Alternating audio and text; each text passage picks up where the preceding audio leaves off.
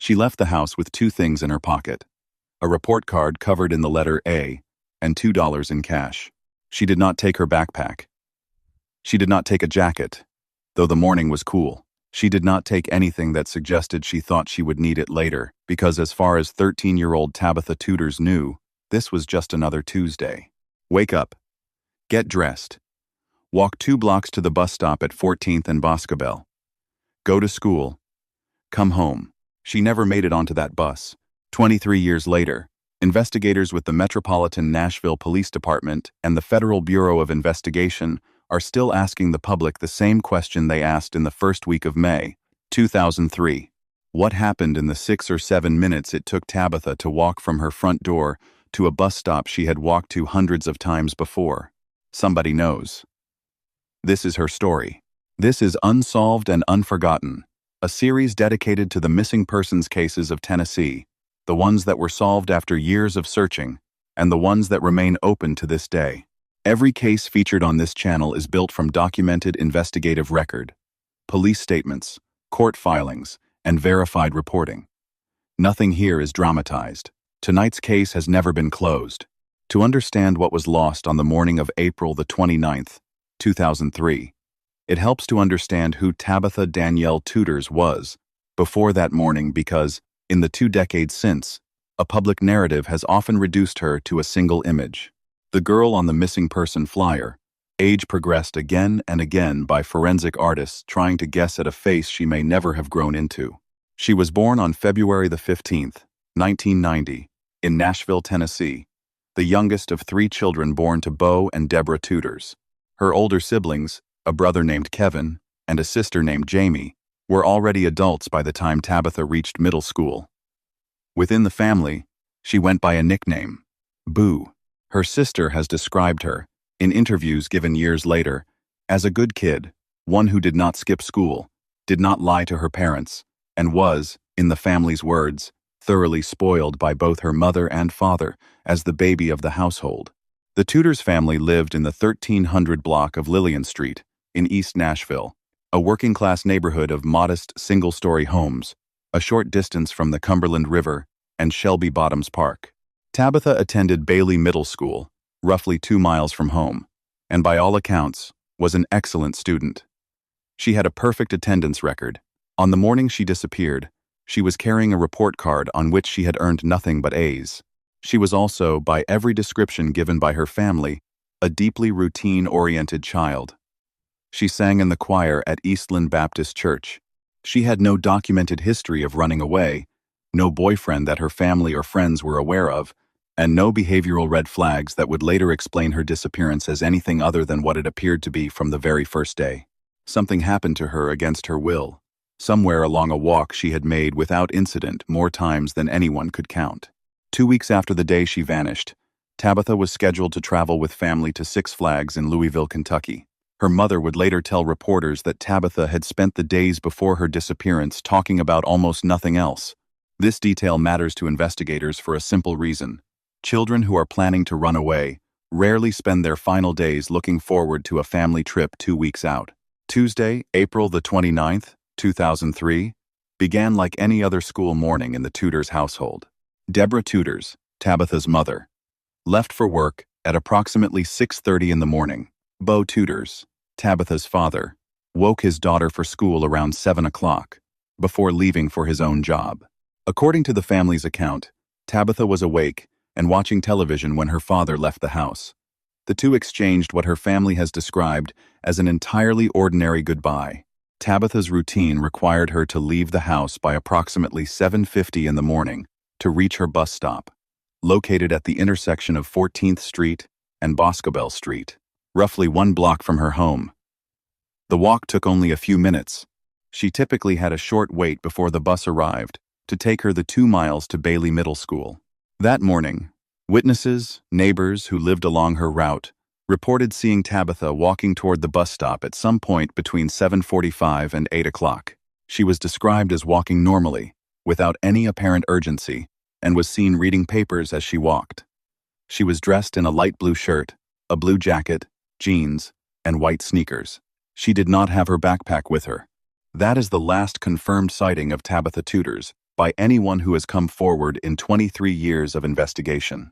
Deborah Tudors returned home from her overnight shift at approximately 1:30 in the afternoon.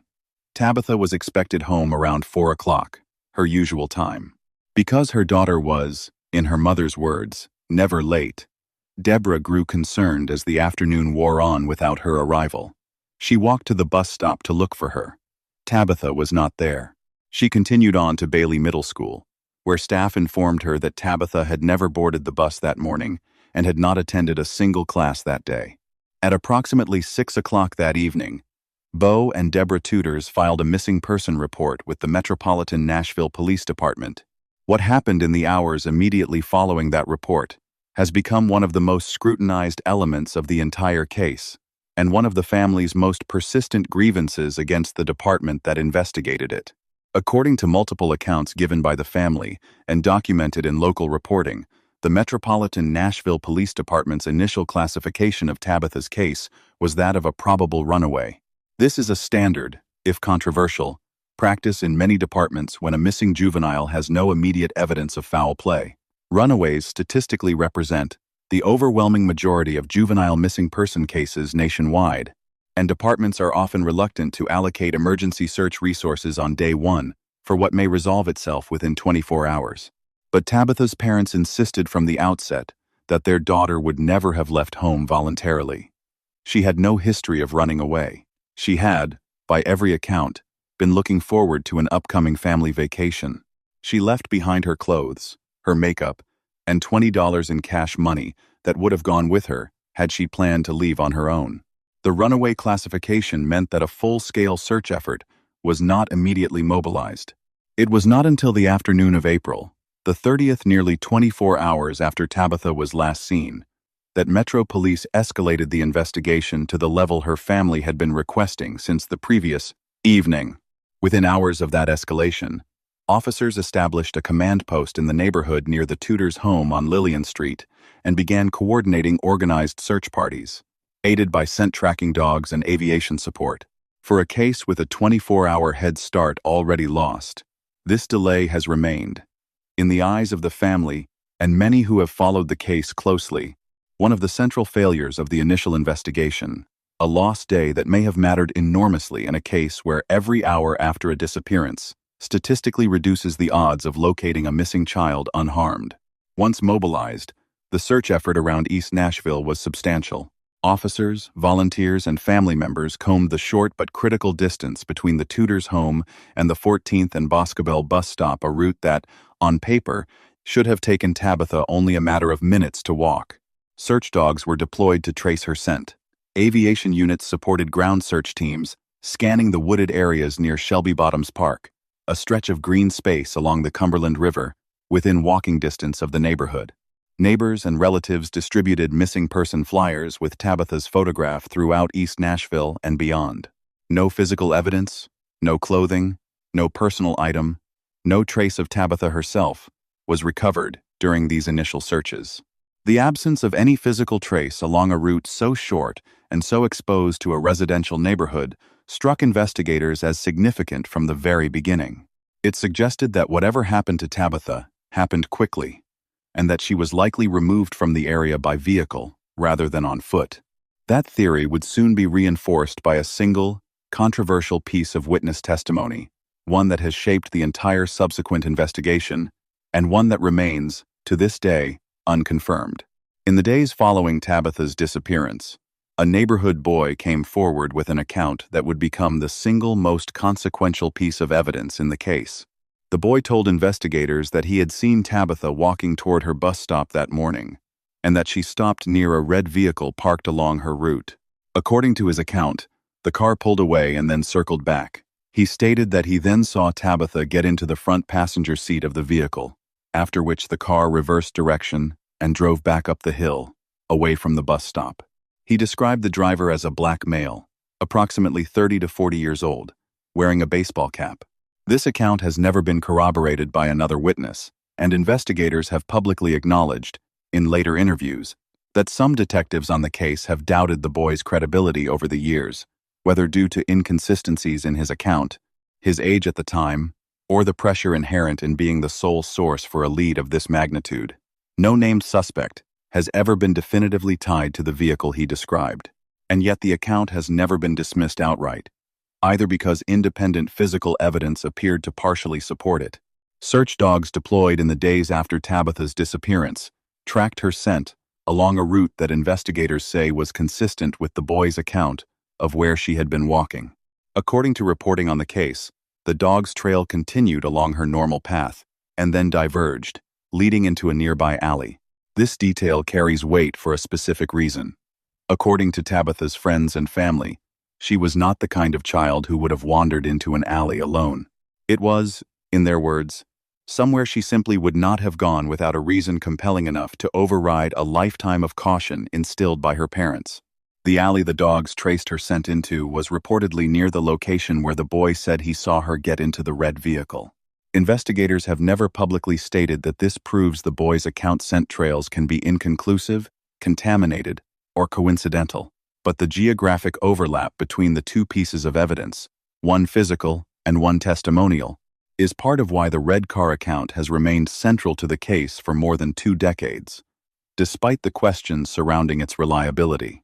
Among the items recovered from Tabitha's bedroom after her disappearance was a small piece of paper, handwritten, that read T, D, T, N, M, T, L, T, D, T, Tabitha Danielle.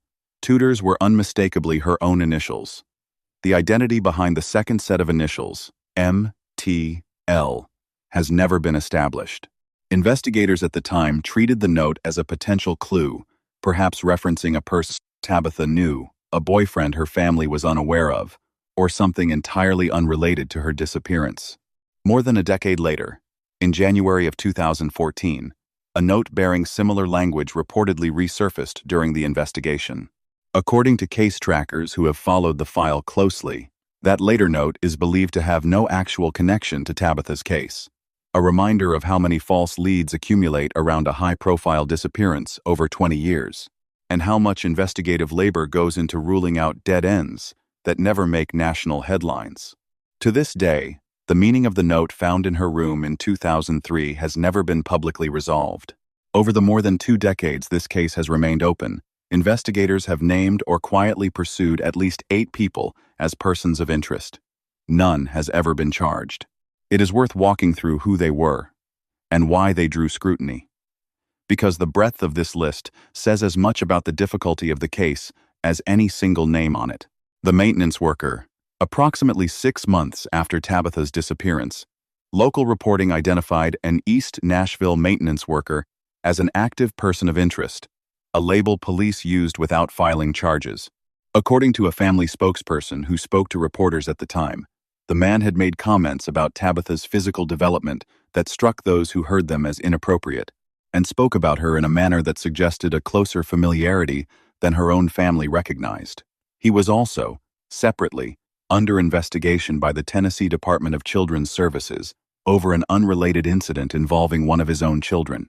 No evidence was ever produced tying him directly to Tabitha's disappearance, and no charges were filed. Timothy and Kim Oldham, a husband and wife living in the neighborhood, were also named as persons of interest. Timothy Oldham had an extensive arrest history, reporting from the Times cites at least 20 prior arrests, and the couple was, at the time, under investigation in connection with an allegation involving a minor.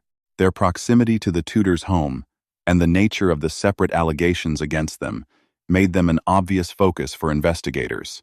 Although, as with the maintenance worker, no neighbor interviewed by reporters recalled ever seeing the couple with Tabitha, and no charges in her case were ever filed against either of them. The Memphis Boys. Detectives also pursued tips connecting Tabitha's disappearance to a loosely organized group known locally as the Memphis Boys, believed to be involved in coordinating prostitution across Nashville and Memphis. Multiple tips reportedly claimed the group had some connection to Tabitha's disappearance, and investigators, including youth services personnel with the Metropolitan Nashville Police Department, confirmed publicly at the time that they had received and followed up on these tips. Detectives interviewed several men believed to be associated with the group. One follow-up on a tip that a missing girl was being held at a Nashville hotel led investigators instead to a different missing 19-year-old from Oklahoma, unrelated to Tabitha's case. No connection between the Memphis boys and Tabitha's disappearance was ever substantiated. Registered sex offenders in the area. Investigators have stated publicly that several registered sex offenders were living within approximately 1 mile of the Tudors' home at the time of Tabitha's disappearance. All were reportedly questioned. Police have said no evidence was found connecting any of them to the case. A man arrested for attempted luring. Approximately 4 months after Tabitha vanished, a man was arrested for allegedly attempting to lure an 11-year-old girl into his vehicle.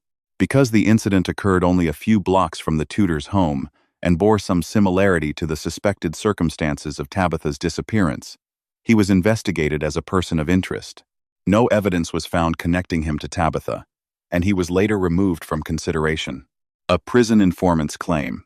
At one point during the investigation, a jailhouse informant told authorities that a fellow inmate had confessed to Tabitha's abduction and murder, reportedly having scratched a confession into a cell window. The claim did not hold up under investigation and was ultimately treated as a hoax. Albert Franklin Jr. Decades later, this name would become central to the most significant renewed search effort in the case's history, one covered in detail later in this episode. It bears repeating, none of these individuals has ever been charged in connection with Tabitha Tutors' disappearance. The volume of persons of interest reflects both the intensity of the investigation and its central, enduring frustration, an abundance of leads, and a persistent absence of proof. In the months following Tabitha's disappearance, investigators received reports of possible sightings hundreds of miles from Nashville. On October 30th, 2003, a truck driver reported a possible sighting of a girl resembling Tabitha in Linton, Indiana. According to his account, he saw a girl accompanied by a man and another teenage girl. He described the girl who resembled Tabitha as appearing anxious and afraid. It was only later, after seeing a missing person flyer bearing Tabitha's photograph, that the trucker recognized the resemblance and contacted authorities. Separately, a hotel clerk in the same area reported seeing a girl matching Tabitha's description in the company of a man and a teenage girl. Neither sighting was ever confirmed. Both remain part of the case file, as unresolved leads, plausible enough to document, never substantiated enough to close the loop. Roughly 4 months after Tabitha's disappearance, on August 19th, 2003, an 11-year-old girl named Heaven Lachey Ross disappeared while walking to school in Northport, Alabama, several hundred miles south of Nashville. Like Tabitha, Ross had light-colored hair and vanished during the morning hours on her way to school. Heaven Ross's remains were discovered in Holt, Alabama, approximately 3 years after her disappearance. Her case, like Tabitha's, remains unsolved. Investigators have acknowledged considering a possible connection between the two cases, given the similarities in age, timing, and circumstance. However, the distance between Nashville and Northport is considerable, and no evidence has ever been uncovered definitively linking the two disappearances. The theoretical connection remains exactly that, a theory, raised and revisited periodically by those who have studied both cases, but never proven. For much of the decade after 2003, the Tudors case followed a pattern familiar to long unsolved disappearances: periodic bursts of renewed media attention, usually tied to anniversaries, interspersed with long stretches of official silence. Beau and Deborah Tudors became, by necessity, public advocates for their own daughter's case, a role neither had sought. On each anniversary of her disappearance, the family organized a memorial walk, retracing the route Tabitha would have taken to her bus stop. They maintained contact with the National Center for Missing and Exploited Children, which periodically released new forensic age progression images showing what Tabitha might look like as she aged at 19, then in her mid-20s, then in her early 30s. In interviews given on the 10th, 15th, and 20th anniversaries of Tabitha's disappearance, her parents' language remained remarkably consistent across the years. Not despair exactly, but a kind of exhausted, unresolved vigilance. Deborah Tudors has said publicly that her instincts as a mother tell her Tabitha is still alive somewhere. Beau Tudors has said that even the smallest piece of information, something someone might not think is important, could be the piece his family needs. 20 years is a long time to wait for a single phone call. In May of 2000, 12 years after Tabitha vanished, investigators received an anonymous tip claiming that she was alive and living in Nebraska. For a family that had spent over a decade without confirmed information of any kind, a tip like this represents an agonizing proposition. Enough plausibility to reopen old wounds, not enough certainty to promise anything. Nashville police investigated the claim. It was ultimately determined to be false. The Nebraska tip is illustrative of a pattern that has defined much of this case's later history. Periodic leads that generate headlines, hope, and investigative hours, only to dissolve under scrutiny. It would not be the last. The most significant renewed investigative action in the case's modern history came in August of 2020, 17 years after Tabitha's disappearance. Acting on a combination of older tips and newer information, Metro Nashville Police and the FBI searched a rural property in Bon Aqua, in Hickman County, Tennessee, reported variously in coverage as a 6 to 7 acre parcel that included a wooded area and a small, decaying, abandoned house. The property had reportedly once been connected to a person of interest named Albert Franklin Jr., whose nearby trailer park was said to have had a history of criminal activity in the area. A police spokesperson explained at the time that the search was based on what officials described as a theory, built from a combination of older and newer tips, suggesting Tabitha may have been present on the property at some point during the 2003 timeframe of her disappearance. Investigators believed she might have been on the property, though, as with nearly every lead in this case, no evidence has ever confirmed the connection. The search continued over multiple days. It concluded, as so many efforts before it had, without producing new evidence and without altering the fundamental status of the case. Missing. Unsolved. Unresolved. The Metropolitan Nashville Police Department's Cold Case Unit maintains an active file on Tabitha Tutors. According to reporting on the case, investigators conducted fresh interviews with original witnesses as recently as 2023, applying interview techniques that were not standard practice in 2003. In 2021, forensic investigators reportedly submitted items connected to the case for advanced DNA analysis using technology unavailable at the time of her disappearance. The FBI's Child Abduction Rapid Deployment Team has continued to support the investigation in the years since. On April the 29th, 2026, the 23rd anniversary of her disappearance, the FBI publicly renewed its call for information, announcing a reward of up to $50,000 for information leading to Tabitha's recovery and the identification and prosecution of whoever is responsible. As of this recording, Tabitha Tutors has not been found. She has never been declared legally deceased. Her case remains classified as an active missing persons investigation, not a closed file, not a cold case in the sense of abandoned a case that Nashville investigators, more than 2 decades on, still describe as solvable, provided the right person finally comes forward. If she is alive today, Tabitha Tutors would be in her mid-30s. The National Center for Missing and Exploited Children's most recent age progression image, released publicly, attempts to show what that adult face might look like, a face her own mother has said she would recognize, instantly, no matter how many years have passed. Anyone with information related to this case is asked to contact the Metropolitan Nashville Police Department at 615-862-8600, Nashville Crime Stoppers at 615-742-7463, or their local FBI field office. Tips to Crime Stoppers can be made anonymously. Tabitha Tutors left her house on a Tuesday morning in April of 2003, carrying a report card full of A's and $2 in cash. She was 13 years old. She was, by every account available to us, an ordinary kid on an ordinary morning until 6 or 7 minutes later, she simply was not there anymore. 23 years of searches, tips, persons of interest, and renewed investigations have not answered the only question that has ever mattered to her family. Where is she, and who took her from that street? Somebody, somewhere, has known the answer since the morning of April the 29th, 2003. This case will remain open on this channel until it is closed in Nashville. If this episode helped you understand the case, or if you have any information, However small it may seem, please consider reaching out to the agencies listed on screen. And if you want to support cases like this one being documented accurately and respectfully, please like this video, leave a comment, and subscribe to Unsolved and Unforgotten for our next case. She is missing.